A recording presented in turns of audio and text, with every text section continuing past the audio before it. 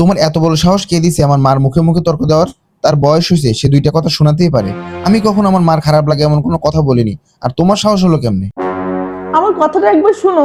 তোমার কথা আমি কিছু শুনতে চাই না। আমার মার খারাপ লাগে, কষ্ট লাগে এমন কোনো কাজ তুমি করবা না, এটা মাথায় ভালো করে ঢুকায় রাখো।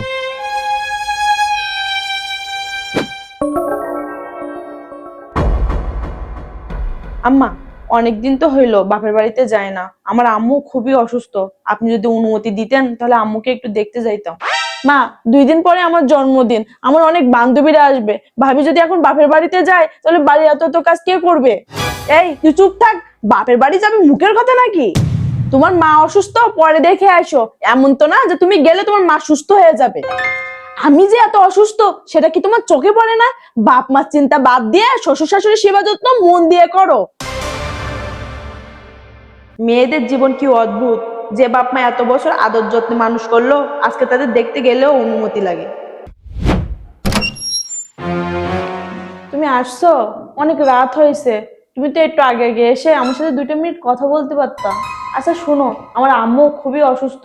আম্মুকে দেখতে খুবই মন চাচ্ছে। আমাকে একটু নিয়ে যাবে? সামনে আমার বোনের জন্মদিনের অনুষ্ঠান আছে, অনুষ্ঠান শেষ হলে তারপরে যেও। আর তুমি আমার কানের কাছে এটা ওটা নিয়ে ঘ্যান ঘ্যান কম করবা। বিয়ের পরে মেয়েদের শ্বশুর বাড়ি সবকিছু, এটা মাথায় রাখবা। ছেলে আমি মানুষের মতন মানুষ করছি, এই না হলে আমার ছেলে। তুমি তোমার মায়ের বাধ্য ছেলে, বোনের ভালো একজন ভাই, কিন্তু তুমি কখনো ভালো একজন হাজবেন্ড হতে পারোনি। কিন্তু দিন শেষে এই বই তোমার দরকার হবে। এসব ফালতু কথা বলে লাভ নাই। বউ আবার কিসের কাজে লাগে? আমার টাকা দিয়ে আমি বউ চালাই, বউয়ের টাকায় আমি চলি না যে বউ আমার দরকার হবে। টাকা পয়সা মানুষের জীবনে সবকিছু না।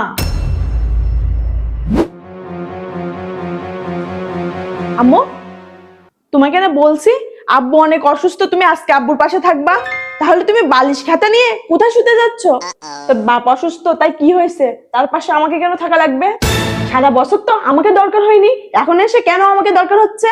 তার মা তো মরছে, কবর থেকে উঠে তার থাকতে বল। তা না হলে তো ফুবুকে ফোন দে, সে এসে থাকুক। আম্মু, তুমি আব্বুর সাথে সব সময় এমন করো। তুমি যদি অসুস্থ হইতা, তখন যদি তোমার সাথে এমন কেউ করতো তাহলে তোমার কেমন লাগতো একবার কি ভেবে দেখছো? তুমি অসুস্থ মানুষের সাথে এমন করতেছো, আল্লাহ কিন্তু সবই দেখতেছে। মা খুব খারাপ, তাই না? মাকে খারাপ হতে বাধ্য করছে ওরা। আর অসুস্থর কথা বলতেছিস? আমি অসুস্থ হইলে তোর বাপ কখনো ফিরে চেয়েও তাকাইতো না।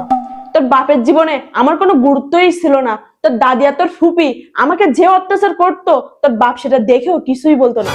তার কাছে সবসময় তার মা বোন বেশি গুরুত্ব ছিল। সে সবসময় বলতো বউ আবার কিসের কাজে লাগে। আমার বাপ মা অসুস্থ হইলেও তাদেরকে দেখতে যাইতে দিত না, তাদের সুবিধা মতন আমাকে ব্যবহার করতো। আমি কিছু বলতে পারতাম না। যদি কোনো কথা প্রতিবাদ করতাম, তোর বাপ এসে আমাকে মারতো, কথা শোনাইতো। সবকিছু সহ্য করছি তোদের মুখের দিকে তাকিয়ে। আমি চলে গেলে হয়তো ভালো বর, ভালো সংসার পাইতাম, কিন্তু তোদের সুন্দর ভবিষ্যৎ নষ্ট হয়ে যাইতো। সবকিছু ভেবে মাটি কামড়ে পড়ে আছি এইখানে। তোর বাপ রাত 1টা 2টার সময় বাড়িতে আসতো, ভালো মন্দ কথা বলার সময় তার ছিল না। আমাকে সে কখনো প্রয়োজনই মনে করতো না, তাহলে আজকে কেন আমাকে প্রয়োজন হচ্ছে?